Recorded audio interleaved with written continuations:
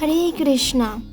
দর্শকবৃন্দ, আপনাদের সকলকে জানাই স্বাগতম আমাদের এই ভক্তিসাথী চ্যানেলে।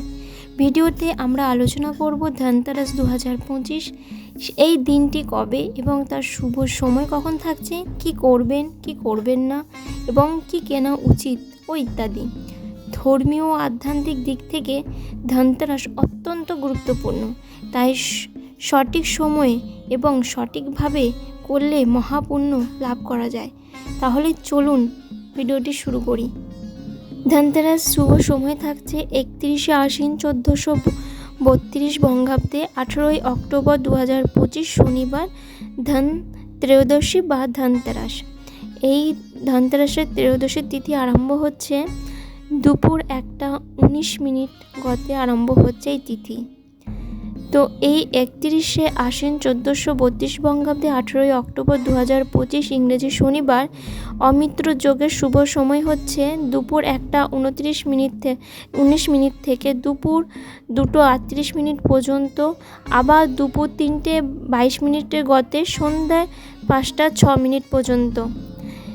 আর এই 31শে আশ্বিন 1432 বঙ্গাব্দে 18ই অক্টোবর 2025 শনিবার পুরো সময়টি থাকছে পূর্ব ফাল্গুনী নক্ষত্র থাকছে সন্ধে 5:34 থেকে, ব্রহ্মযোগ থাকছে রাত্রি 4:31 থেকে, আর গড়করণ থাকছে রাত 1:36 থেকে।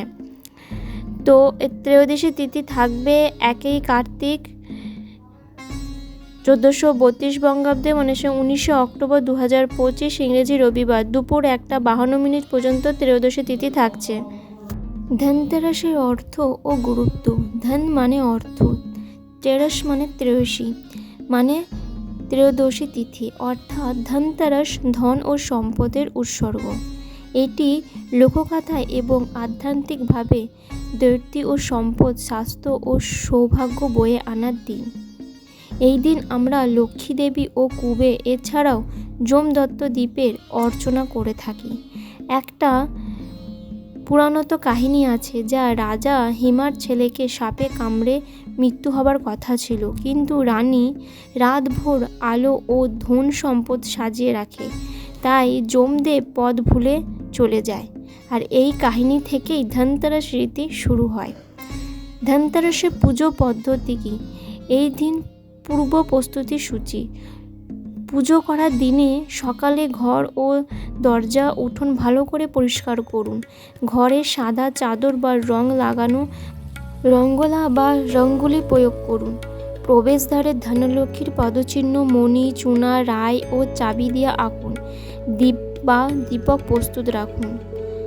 সন্ধ্যায় ঘরের বাইরে একটা প্রদীপ বা ল্যাম্প ভালোভাবে জ্বালান, এতে যমদেবের করা শান্তি আকর্ষণ করে। প্রথম গণেশ দেবতার আরাধনা করুন আর ওম গণপতে নমঃ এই মন্ত্রটি পাঠ করুন।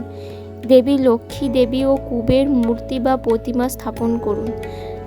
দানবতী দেবতাকে স্নান ও মধু জল সমস্ত কিছু অর্পণ করুন। ধূপ বাতি ফুল ফল মিষ্টি চন্দন কুমকুম নৈবেদ্য দান করুন আর মা লক্ষ্মীকে আহ্বান করুন। আর এই দিন কি কেনা উচিত? এই দিন হচ্ছে স্বর্ণ রূপা গহনা কয়েন বা ইত্যাদি যে ধন লাভের প্রতীক। তামা ব্রোঞ্জ ও রান্নাঘরের নতুন ধাতব জিনিস আনা শুভ। ঝাড়ু নতুন ঘরে অশুভ শক্তি দরিদ্রতাকে মুছতে ও থেকে দূর করতে সাহায্য করে। ধনিয়া মানে সিধে ধান্য। একটা প্রাচীন রীতি অনুযায়ী ধনতেরাস দিন ধনিয়া কেনা হয়। বাতি দ্বীপ মোমবাতি হালকা জ্যোতি অর্থ থেকে সুখের আলয়।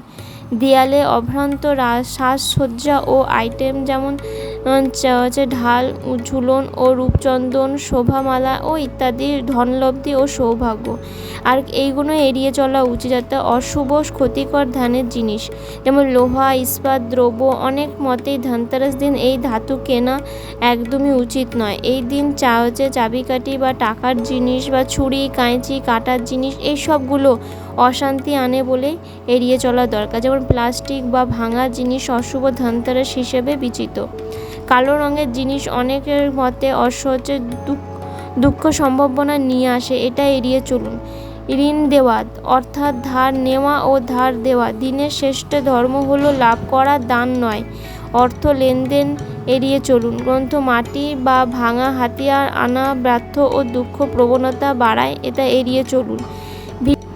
এই দিন পুণ্যময়ভাবে দিন শুরু করুন। হালকা উপবাস, যদিও বাধ্যতামূলক না, তো ব্রাহ্মণদের দান করুন। স্নান ও বিশুদ্ধ পোশাক পরে পুজো করুন। গৃহে পার্শ্ববর্তী এলাকায় সুসজ্জিত রাখুন, বাতি মোমবাতি লাগান, ঘর আলো করুন। পুজোর সময় একত্রিত দেবতার উদ্দেশ্য করুন, মন্ত্রের সাথে ভাব শ্রদ্ধা রাখুন। দান করুন। ধনতেরাস দিন দানালে প্রচুর মঙ্গল হয়। রাত্রে পুজো শেষে প্রদীপ ও রাত পর্যন্ত জ্বালিয়ে রাখুন যতক্ষণ সম্ভব। সন্ধ্যায় প্রার্থনা করুন সবার সুস্থ থাকে, সবাই ভালো থাকে, এই কামনাই করুন। আর আপনাদের যদি ভিডিওটা ভালো লেগে থাকে তাহলে লাইক ও সাবস্ক্রাইব করুন এবং বন্ধুদের সাথে শেয়ার করুন, তারাও যেন এই বিষয়টি জানতে পারে। হরে কৃষ্ণা, রাধে রাধে।